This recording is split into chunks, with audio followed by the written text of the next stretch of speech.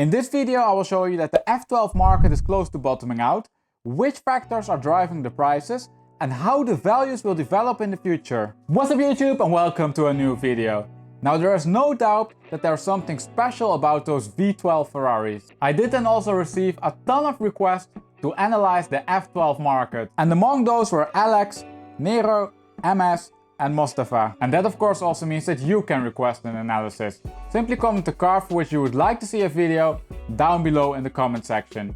Once there are enough requests for a certain car, I will make an analysis about it. Also remember then to subscribe and click the notification bell so you get actually notified when your requested analysis goes live. Now let's have a look at the F12 market, and we're going to analyze this market in a few steps. First, we will look at the full market and at some general market statistics. After that, we will have a look at the depreciation numbers such as the depreciation per year and per 1000 miles driven. In the third step, I will show you then how important the model year, the mileage and the trim level are for the price. In step number 4 we will compare the rates then to some other cars which I've analyzed on the channel, and in step number 5 I will show you what the forecasted values are. Oh, and before I forget to mention, this analysis is based on the US market and all the prices what you are about to see are then also in US dollar. Now let's start with step number 1.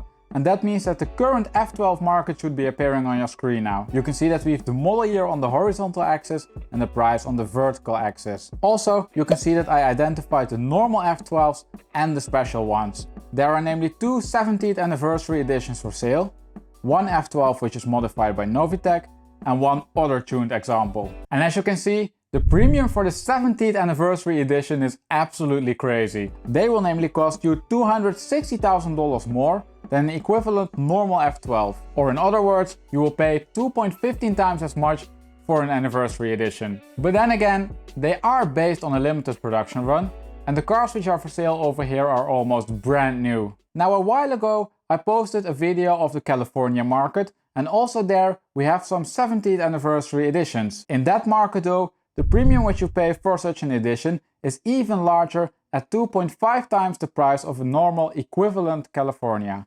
Anyways, let's get back to the F12 market. Now as you can see, the prices for these special editions and tuned cars are very different than those from the rest of the market, and therefore I decided to remove them.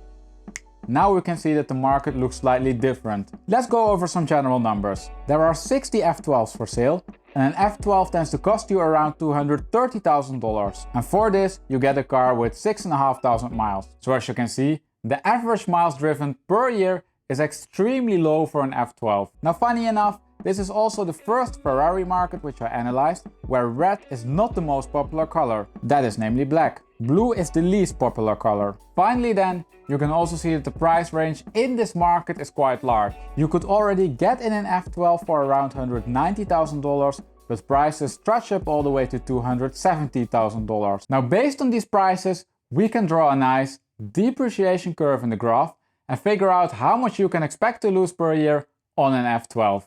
So let's do that. Before we continue though, please remember to support the channel by smashing that like button. It is highly appreciated. The depreciation per year graph should be appearing now on your screen, and you can see that the blue line represents the depreciation curve. And this line shows that on average, the F12 loses $8.4 thousand per year. You can also see that this line is curved. And that means that this amount of $11.4 thousand per year is an average. The drop between model year 2016 and 17 is for example a lot larger, with $25,000. Now before you run to the Ferrari dealer to purchase one of these cars from the other model years, please watch the full video.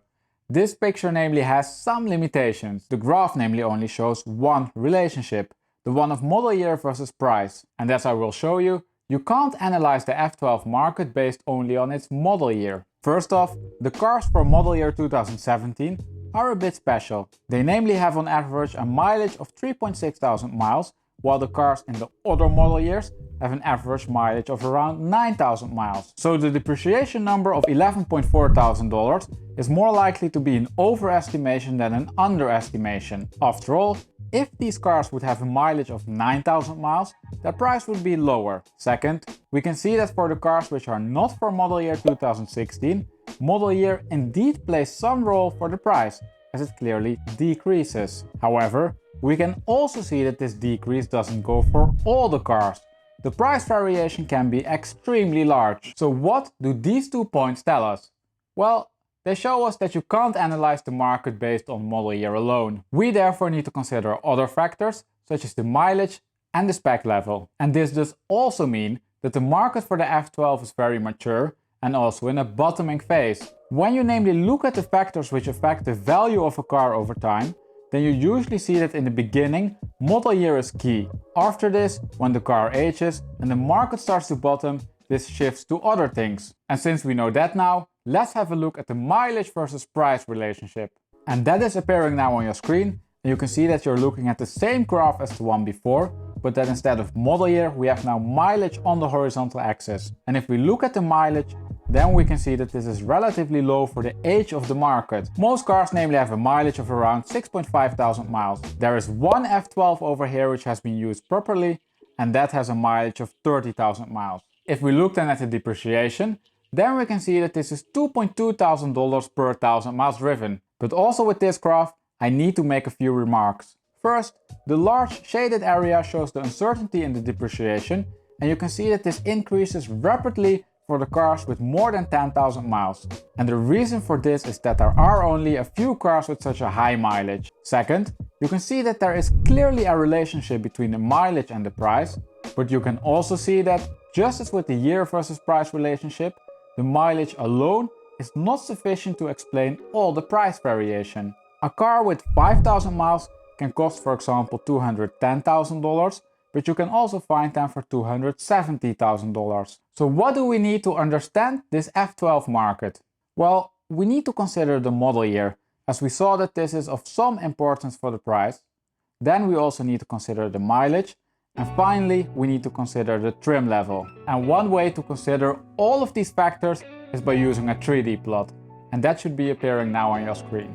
You can see that we have the model year, the mileage and the price. Furthermore, you can see that the cars are colored and that we have 3 different colors. If the car received a dark green color, then this means that that car follows the normal market dynamics for the F12 market. The light green bubbles represent the cars in the upper segment, and the white colored cars don't really fit anywhere. They are therefore priced over the market or under the market.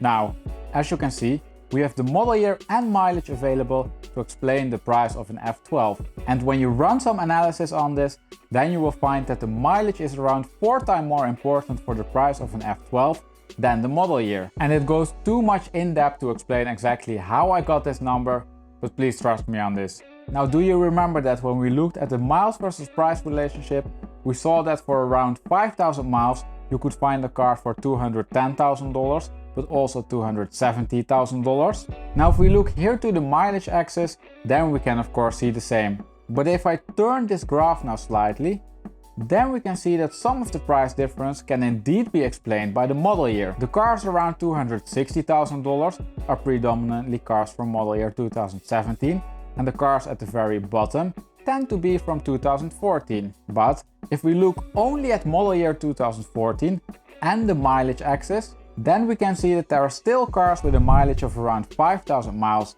and model year 2014, which are priced at $210,000, such as this white bubble over here, but also that there are cars priced at $265,000, such as this light green bubble over here. So let's evaluate those two a bit more in depth and explain the price difference. The car which was priced the lowest is for sale at Formula Sports Cars. Now they don't provide an option list with the car, but if you look at the pictures, you can see that it is a relatively basic spec. Nevertheless, I think that the car is priced quite competitively. Now the car at the top end of the price range is for sale at a real Ferrari dealer, Ferrari Lake Forest. And they did provide a spec sheet, and if you look at that sheet, then you understand why this car is priced so high. It is namely a top of the line spec. The car is for example equipped with a full carbon interior and exterior. So when we take the model year and the mileage out of the equation, then we can see that the price difference can be explained by the fact that one car is for sale at the dealer and the other isn't, and of course by the spec level. And it probably goes without saying that number 2 is the dominant factor over here. Now if we go back to the plot then you are probably also not surprised to find that the light green bubbles are the cars which tend to have a high spec and are for sale at a dealer. Unfortunately though, for many cars the full spec sheet is not mentioned, and this means that it is not possible to apply a more thorough analysis to this. Now before we wrap up this video, I still want to show you two more things, but we will cover these rather quickly. The first thing which I still want to show you is how special this depreciation rate of the F12 is. We namely saw that the market is very close to bottoming, but this is not common for a car market which is only 7 years old. So let's have a look at the relative depreciation per year for various cars based on their age. And that you can see now on your screen. And if we find the F12, then you can see that it scores quite far above the trend line with a relative depreciation rate of 4.3%. And this is of course a good score, especially if you consider that it is an overestimation. You can see that most of the cars only reach this stage at an age of 9 to 10 years. And then the second thing which I still wanted to show you, the market forecast. You see, so far we only considered the current market state. But if you are an owner of an F12 or a potential buyer, then you of course want to know what will happen in the future. But it is of course very tricky to forecast the values for a market such as the one of the F12. But let's see what the model came up with. You are looking now again at the depreciation per year graph, and in blue we still have the depreciation per year curve. In orange, however, you can see that we have now the forecasted values. And these are the forecasted prices for an average spec F12. Now you can see that we have many forecasted prices, and that is because each price is based on a different mileage. Now the average mileage of the forecasted points is 12.4 thousand miles. So this is slightly higher than the 10.2 and 9.6 for model year 2014 and 15. What you can then also see here is that the expected drop is mainly due to an increase in mileage and less due to a depreciation per year effect. And this is of course in line with what we've seen earlier, namely that the mileage is more important for the value than the model year. And with that being said, let's wrap up this video and conclude. In this video, you could see that the F12 market has all the characteristics of a market which is bottoming. What you could also see is that you can't really speak of one F12 market. Based on the model year, the mileage and spec level, you can namely identify many market segments. Now naturally, I need to insert a big fat disclaimer here. If you have namely been tracking the F12 market over the last few years, then you know that the full market can shift up or down. And those fluctuations are of course impossible to capture with a static market picture. In a few months I will then also update this video with fresh data so we can see the latest market developments. Also, I think that could be very interesting to insert the 599 in the picture and the A12 Superfast. But also that I save for a different video. Now as always, a huge thank you for watching, and I hope to see you next week for a new analysis.